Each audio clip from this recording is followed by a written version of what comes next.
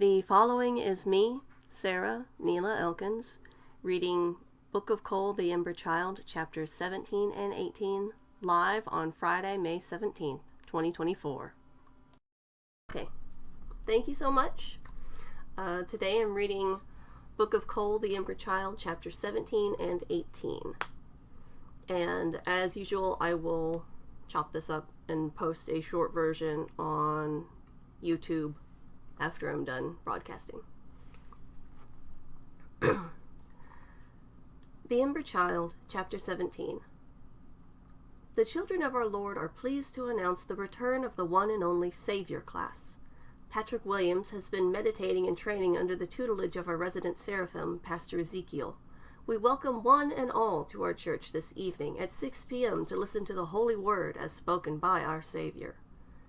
The Children of our Lord press release. September 28th, 2039. It's no surprise that Windgate's contact at the FBI still isn't interested in hearing what Starling has to say. What is surprising is how much Starling pleads with the woman to listen.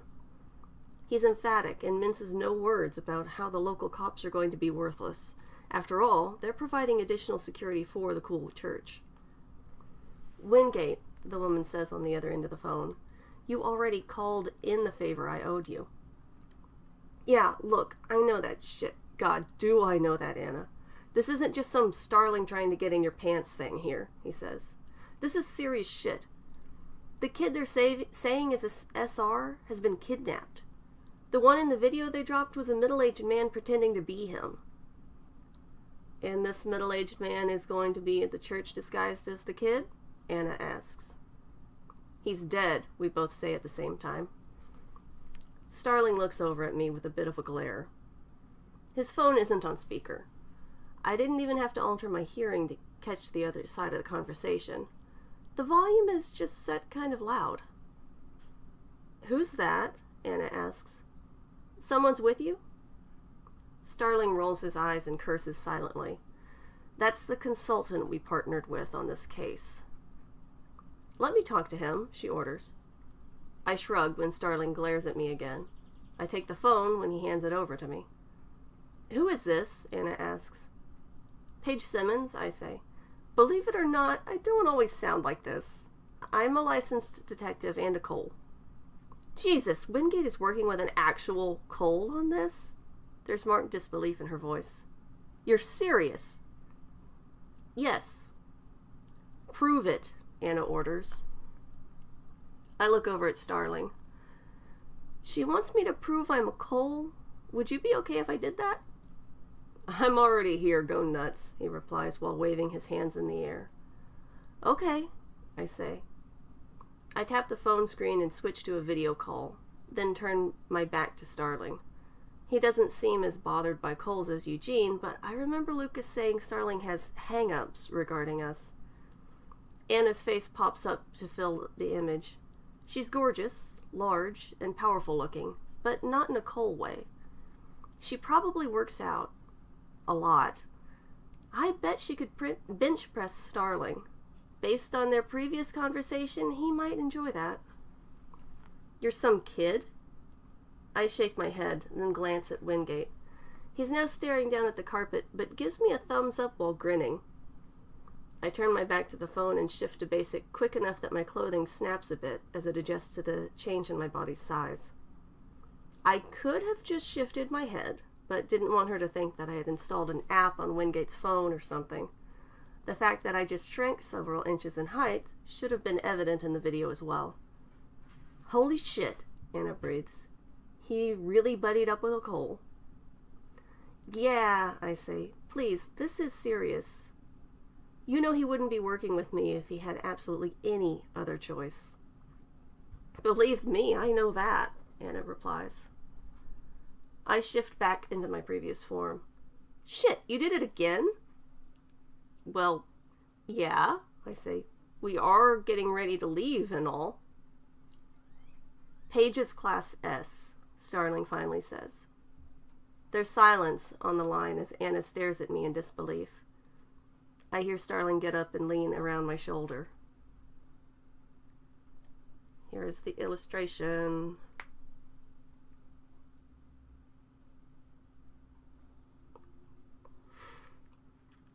Please, Anna, he says. We need backup on this.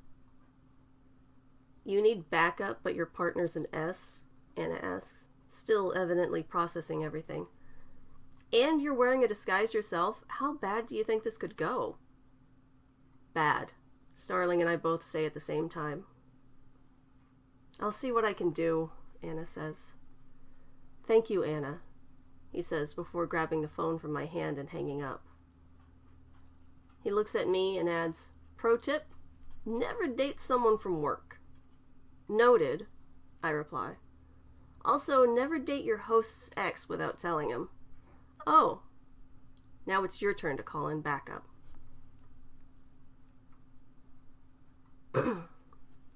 Wait, what? Eterna asks. I know I said to avoid this case, I begin, but things have changed. Do you think you might want to help out? In case we need to evacuate? Or do you know any Class A's that might want to help people get out if shit goes south? I'm sorry, wait, what? She asks again. I want to make sure I'm not having a stroke or something. You're not, I say. You're also the only other person whose number I have in town, Eterna. It's me and this detective. I don't want a repeat of the nightclub. Where people were killed by this guy? Yeah. You want me, and who knows else, to waltz in there and play hero with you?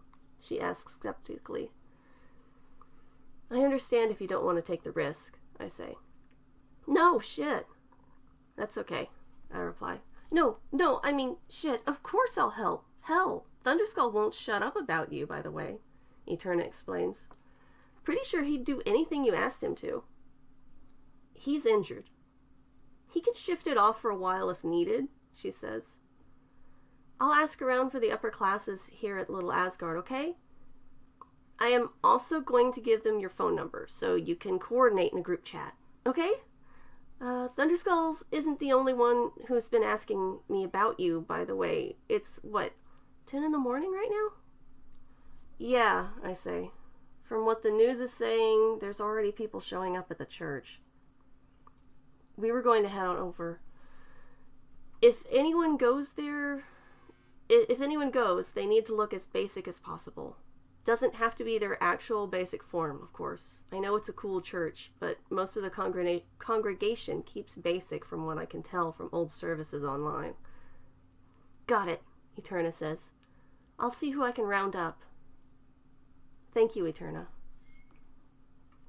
I get the first text before we leave the hotel, and I'm putting together the group chat as we get in Windgate's car. People keep joining as we travel. We're about halfway to the cool church when I realize there's over 40 names in the chat. I've had to repeatedly post in it that no one is to engage the cools but me, that we're up against a Class S, and everyone who's volunteering is doing so knowing the risks. They're only there to help evacuate the building if a fight breaks out. I'm still hard at work making sure the people in the group chat are going to cooperate and not make things more complicated as we eat burgers for lunch. How are you going to manage that when we're inside? Starling asks as he drives away from the burger hat. Coordinating the other coals, I mean. I'm not sure if I should tell him I can make a chamber in my body to house and operate my phone from or not. Starling didn't look at me when I shifted. Would talking about my admittedly horrific methods bother him? It may be best if I didn't explain that, I say. No, I need you to this time, he says. I need to know they won't catch you looking at your phone or something and use some kind of supervision to read the screen or some shit. There's no way anyone would be able to read the screen while I use my phone, I say. Even other Coles would find what I'm going to do kind of gross. I don't think I should explain it in detail.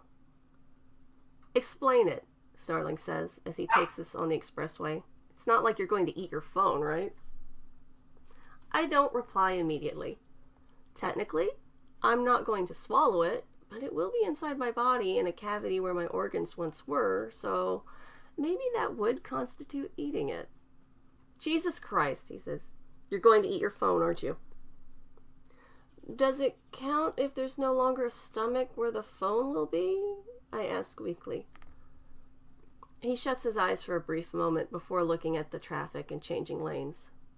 Between eating your phone and becoming a giant whatever to hold up that nightclub, you're nearly as fucked up as that Cole we read about, who freaked out the others at Hailu's lab. You know that? That was me. Sorry, Starling, I say. No need to apologize for being yourself, he says. For what it's worth, it's been easier to talk to you about this than I thought it would be. Not sure why. Because I'm a teenage boy? Nah, even before that, he says. I caught sight of that last change you did, and I'm not sure if it's because I was already fronting or because you did it so quickly, but it didn't bother me. That's good, right? God, I hope so. Lucas said you had a hang-up with Coles, I say. Not quite the way Eugene does, Starling begins. I think you guys are pretty fucking hot. I mean, rad. Obviously you're not hot, you're a teenage boy, as you pointed out. I can't help but laugh a little. And you turn into a hideous flesh beast, Starling adds. Maybe that's what kills it for me. Duly noted, I say. I'm glad you don't find me hot. Me too, he replies. He adds with a laugh. I don't find Ezekiel hot either. Fucking bastard. I spend the rest of the trip making sure everyone in the group chat knows not to start shit at the church and to just help people evacuate if something goes bad. It's a bit less like herding cats than I thought it would be. Most everyone is amicable and understanding and cooperative in the planning. The few who aren't are quickly told by the others that they won't be welcome if they cause a problem. Everyone knows I'm a Class S. The names from people introducing themselves have gone by so quickly that I didn't catch them all, but I did see Thunderskull in the chat. He personally shut one problem Cole down, and by reminding them whose face he broke his arm on. Eterna wasn't kidding when she said he'd do whatever I asked. We're almost to the cool church when I remind everyone to look as basic as possible and only move to evacuate people if something bad happens. Nothing else. Then, I slip my phone into my jacket pocket. I button the front of my jacket while I shift my shirt open and draw my phone into my torso to rest in the interior void I've created with a second set of eyes and a few fingers to operate the phone. Starling slowed the car since traffic around the church has pretty much stalled. There are police directing folks into the large parking lot. I notice Starling's grip tightening on the steering wheel.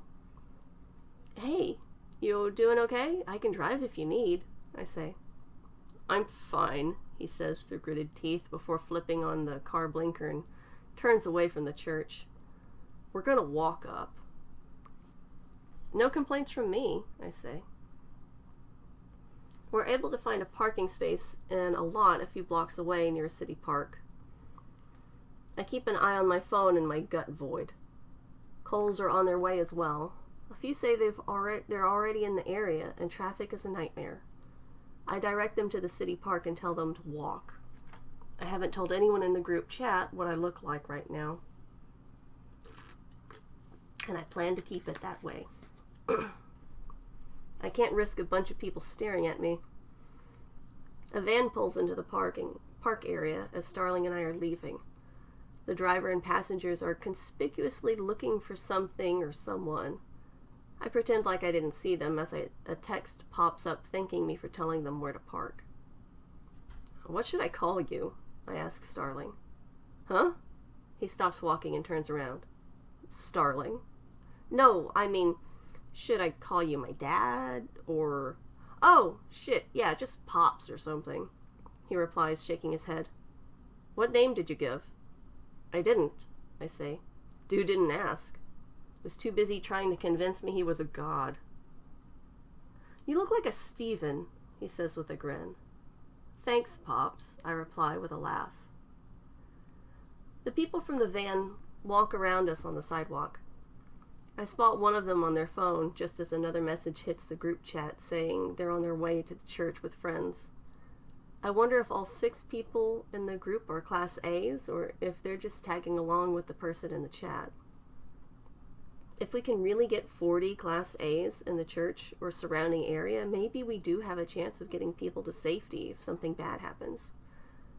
It's just going to be several hours before the church service, so there's a lot of time for problems. I'm glad Starling and I ate on the way here, even though I don't have a stomach anymore. This art is by Del Barrio. This is bonus art by Del Barrio of Page and Charms. And the Charms are now canon. This is what Page did. One of the things Page did during the study.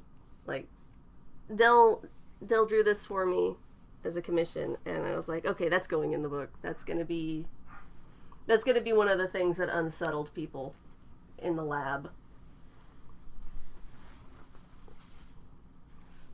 Like, you guys stop fighting, shark arms.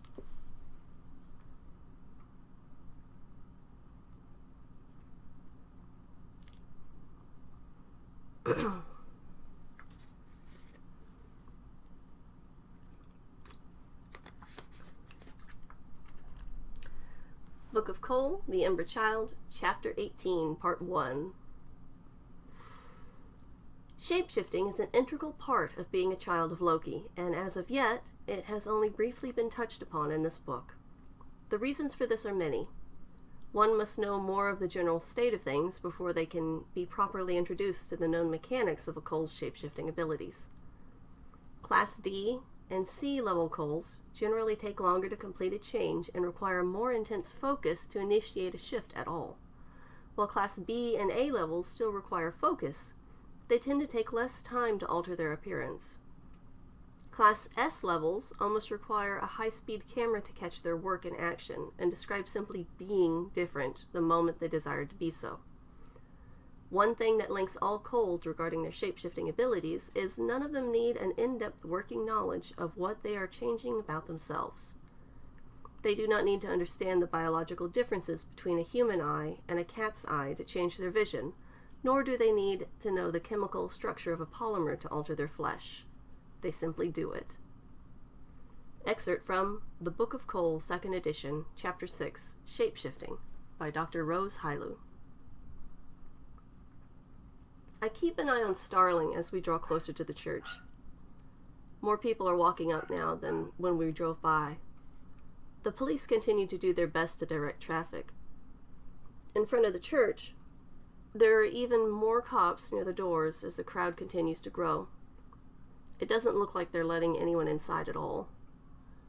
Starling pushes his way through the crowd until we're a few yards from the door.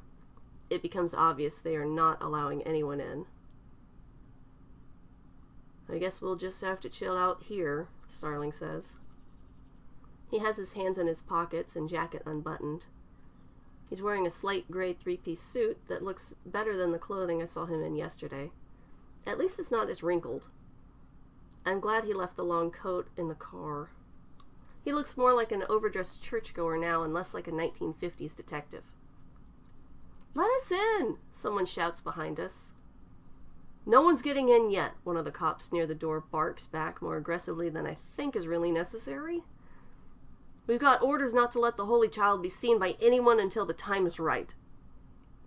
The group chat on my phone goes nuts, with people commenting about the police calling the kidnapped kid the Holy Child. I'm about to type something to calm everyone down when Starling puts a hand on my shoulder and gets loud. "My kid's supposed to meet the pastor!" Shit. "What? I don't care," the officer shouts back. "No one's getting in until it's closer to time for the service." "Calm the fuck down, everyone," I type into the group chat. Replies stream by quickly before dying down. "We can just wait, Pops," I say to Starling. "No son of mine is going to get left out to dry by some preacher," he says firmly. "You said you already met him once. I thought he'd want to meet your old man." He's really hamming up the part of playing my dad.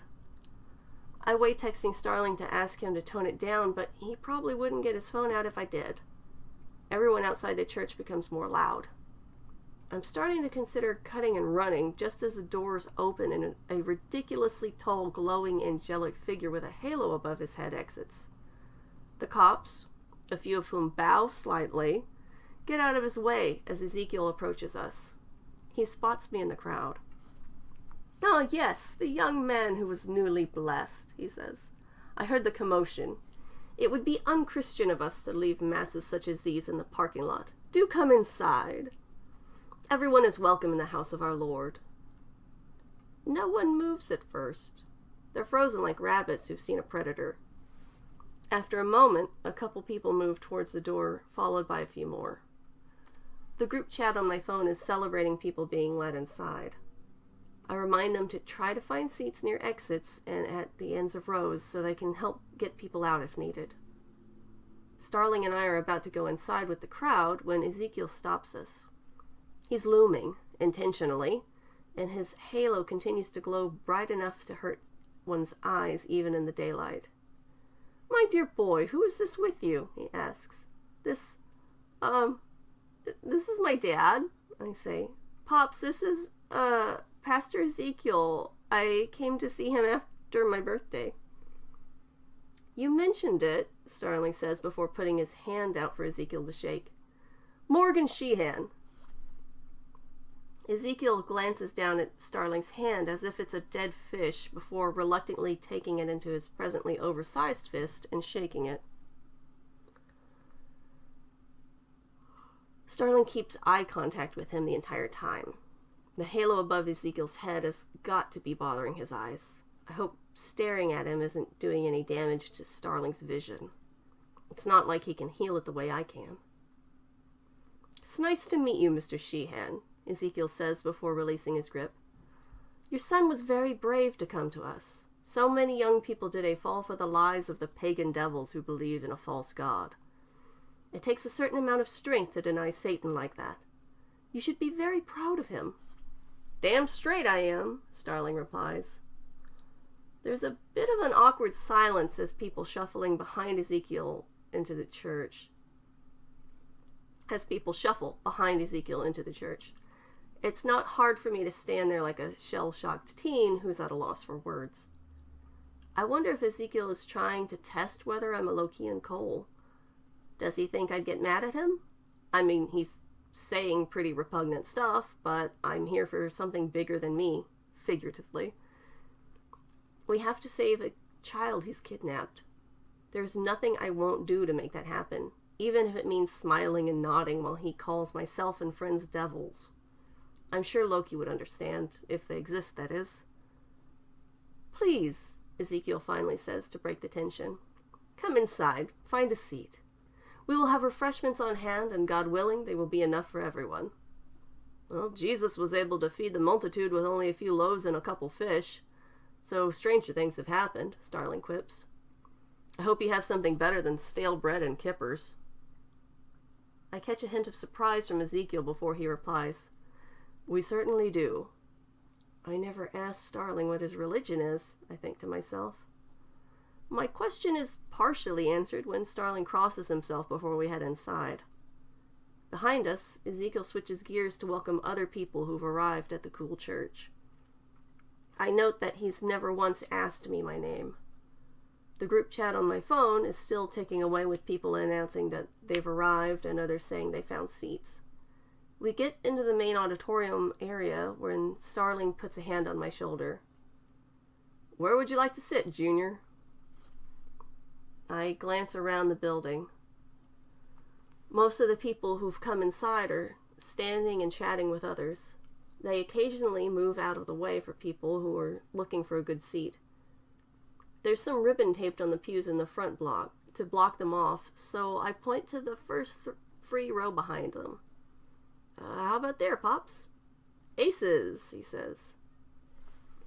We're settling into place as more people enter the church, and either linger or chat or just sit down. I notice more than a few people have already taken up seats at the ends of pews and near exits. I text the group that they may want to get up and get snacks or talk to people so they don't seem suspicious.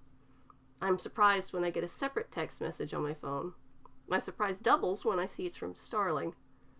"Hey kids, so we've got how many hours till this thing's over?" 3, I reply. "Shit," he texts back. I watch my phone with my secondary eyes as the little marching dots bounce around. I catch sight of him with my primary eyes when I look around the room. He's typing pretty hard on his phone. I'll be honest with you, I'm not doing great. May have to duck out early and come back in after a while.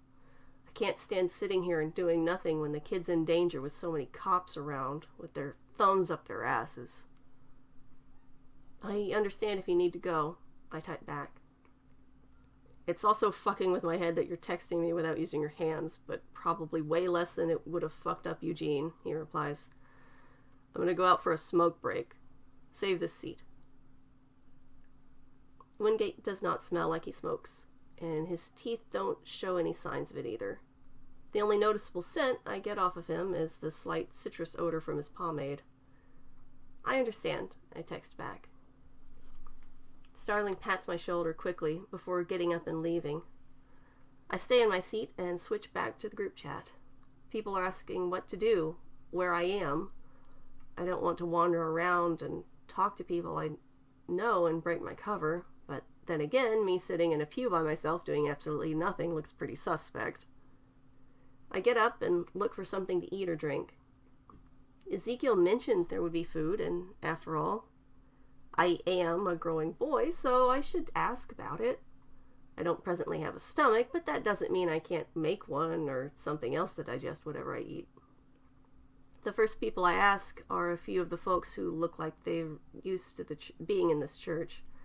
They're generally nice in that condescending way one is when they think they're above someone else. They act like I'm a lost toddler to be pitied in such a way that makes me wonder if I made myself look younger than 19. I know I didn't. They're just being rude.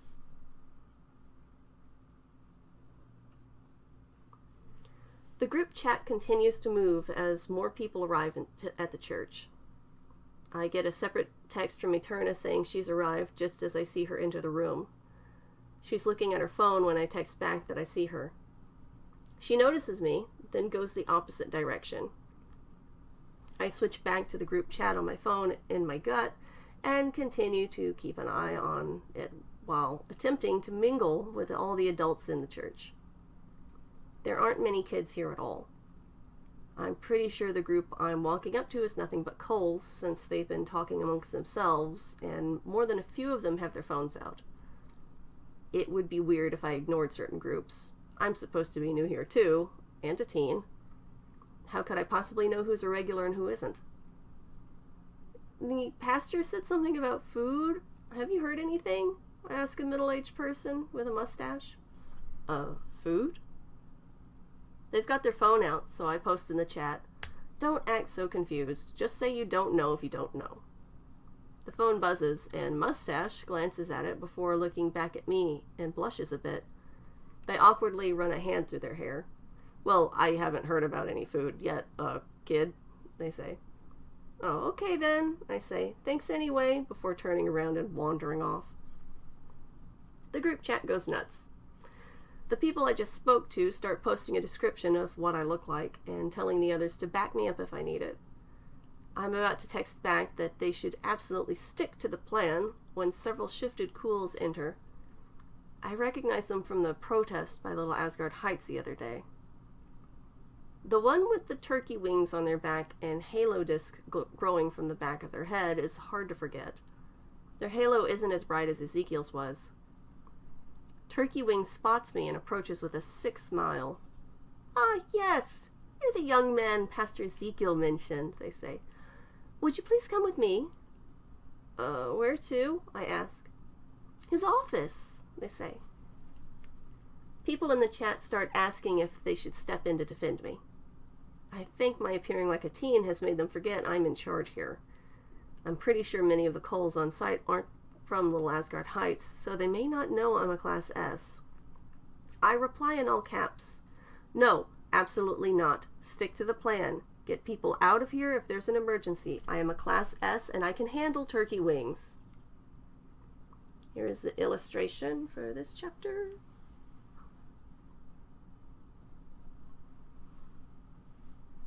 Inside, pages got void.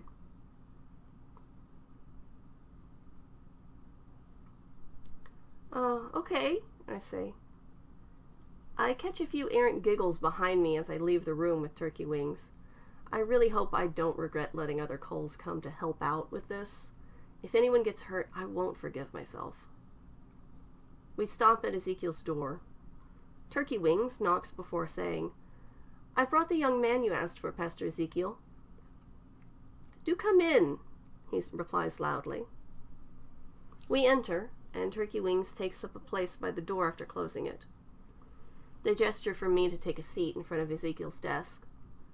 He's doing something on his computer. I'd think it's strange to see a 7-foot-tall angel with a glowing halo using a desktop if I couldn't do the things I can. To be honest, I think it looks kind of uncomfortable. The guy has to hunch over, and his fingers are almost too big to use the keyboard. I see the letters are worn off of his backspace button. "Please sit," Ezekiel says. I do as I told, and act every bit as nervous as I am. "Do you know where your father is?" he asks without looking up. He said he was going outside," I reply, "for a smoke." "Would you call him, please?" My phone is in my stomach. "Sure," I say nervously. As smoothly as I can, I reach into my jacket, and then past it, using my powers to shift a hole in my shirt and my gut to reach my phone. I get a little vertigo seeing my hand with my secondary eyes. If I'm doing this correctly, it should look like I'm pulling my phone out of my jacket pocket instead of my torso.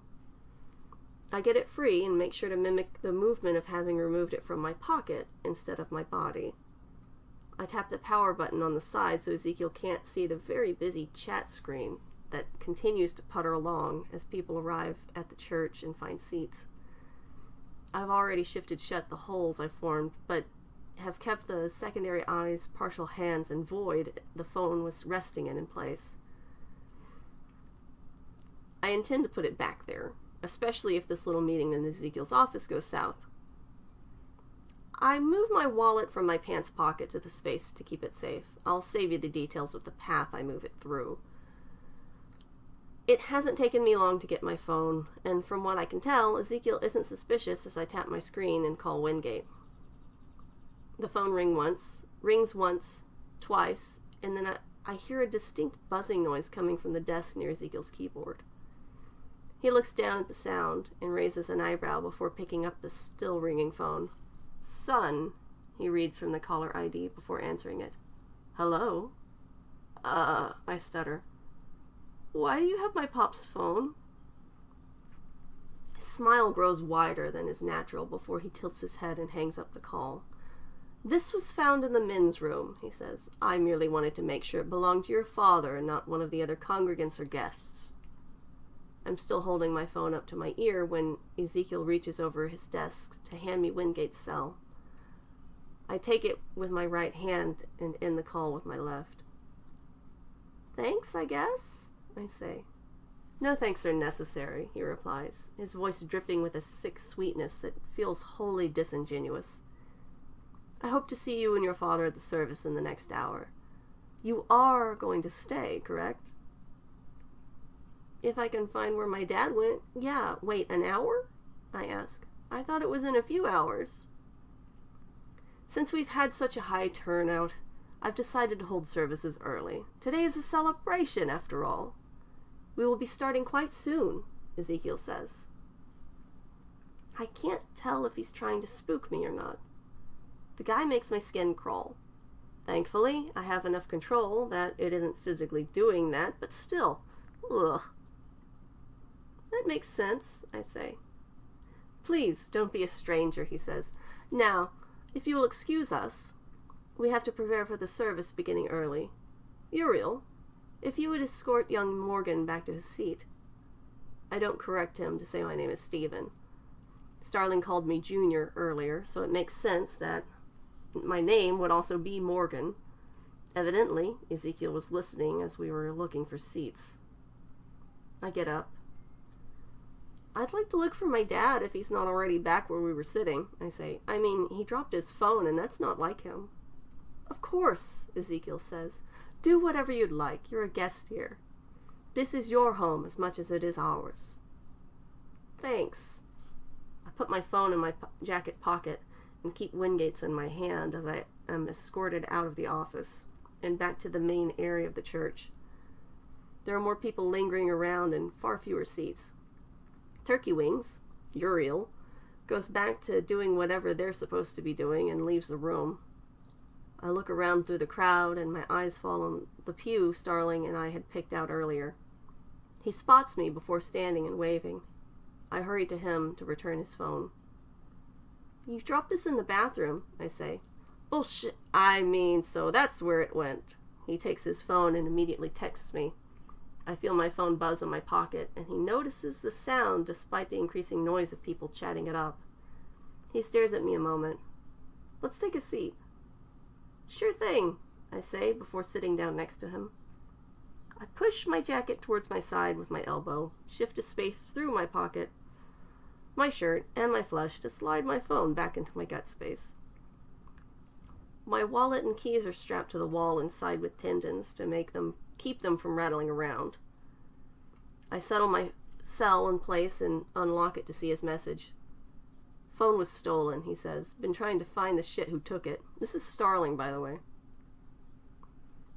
I type up a quick rundown of what happened after he left and how I got his phone back, as well as Ezekiel listening in on us, and him moving up the church services to being in the next hour. When Starling receives the message, he says, Jesus, out loud, which turns a few heads, but before he adds, it's in my heart. Yeah, praise the Lord. He taps away again, and I'll look around at people finding their seats. Uriel is going around talking to groups of people just before those same groups find places to sit. I switch to the group chat where I learn that word is going around that the church is going to do services early. Everyone's on edge since I was taken to the office. I remind them again to stick to the plan and get people out of the building if there's a problem. A few people ask me what Turkey Wings wanted with me, and I tell them not to worry about it. Then Starling's message reaches me, and I read it. It's not short. I think they're suspicious of us. If the shit hits the fan, do what you can to get Ezekiel out of here to minimize damage. Can you do anything from where you're sitting to check to see if the kid is here? Like X-ray vision or some shit like that? I mean, don't irradiate anyone if you can help it.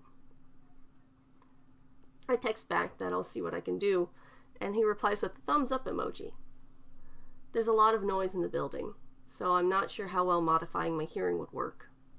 If I modified my eye to see through the wall, I wouldn't actually be projecting anything, but it's not like there's a lot of ambient radiation to see here. There are a lot of warm bodies and cool walls. I go ahead and shift my right eye to see infrared and get a good look at the heat from people nearby before adjusting it to be sensitive enough to see through them and the wall. I have to keep the area around my eye cool to prevent my own body heat from messing up my vision, but I also don't have to focus on heat immediately nearby. Ezekiel isn't in his office, but there is a long cable on the floor that's being pulled by someone or something. I figure the maintenance guy, who I haven't seen so far today, has plugged in a vacuum to clean up a spill or something. I turn my head and look at the room behind the altar and stage. There's no one in them. I turn to my left and peer into the kitchen on the other side of the wall. There's a few people in there moving around in a hurry trying to get food ready, but no major sources of heat from stoves or anything. I guess that's where the refreshments are. Jesus! Starling hisses. Stop that! I look at him with my left eye and see horror and disgust in his face. I shift my right eye back to basic. It shouldn't have looked much different than normal, so I'm confused. What? Your eye was, he starts, but just has to take a moment to collect himself. It was normal, but not. The shine was all wrong, like a fish or something. Really fucking creepy. Don't do that again, please, he adds, sun through his teeth. Sorry, Pops, I say. I guess I got carried away. Carried away with what? Ezekiel asks from behind me. I look at Ezekiel and shift my right eye back the way it was, and watch him with my basic eye.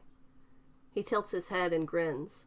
With my altered heat-sensitive right eye, I can see the thin cables that connect his halo to his skull. I also notice several longer cables coming from his back, near where his wings attach to his skeleton. Trying to see through things? He asks. I change my eye back to basic and hang my head. Yeah. There are quite a number of young women here, Ezekiel says softly. His voice becomes hard. I trust you won't be trying to look at any more of them, correct? He thinks I was trying to... No, I won't, I reply, like I'm ashamed of what I've done. I was looking well past most people's bodies and hadn't even thought about the old cliche of X-ray vision to see through clothing. The fact that he could tell I had altered my eye to see more than normal only serves to confirm that Ezekiel is indeed a Class S. I wonder if he knows this form is a shift or not. I can tell his is, but then his is obvious. Good, he says pleasantly. If you will excuse me, it's time to begin.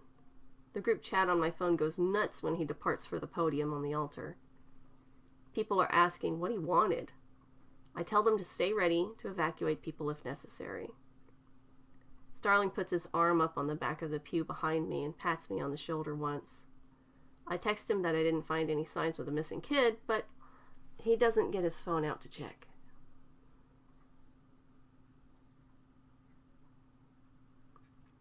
And that is chapter 18.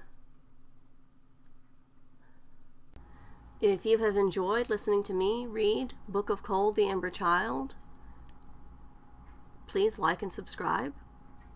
And know that you can read the series in its entirety on Tapas for free. Thank you.